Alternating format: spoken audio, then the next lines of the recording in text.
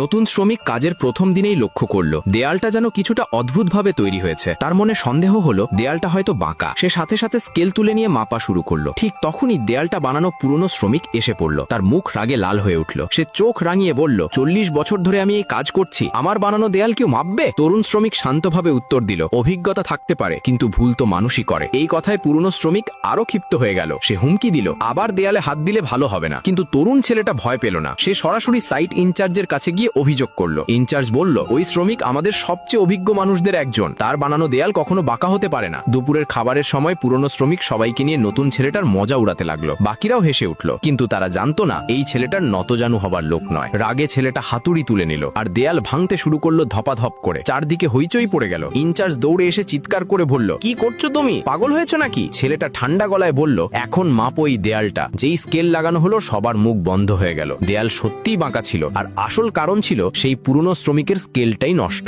In charge কিছু না বলেই সেদিনই সেই 40 বছরের অভিজ্ঞ শ্রমিককে কাজ থেকে বরখাস্ত করলো।